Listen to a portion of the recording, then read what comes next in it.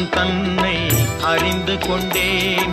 உன் முத்தான தத்துவமே புரிந்து கொண்டேன். முருகா உன் குணம் தன்னை அறிந்து கொண்டேன். உன் முத்தான தத்துவமே புரிந்து கொண்டேன்.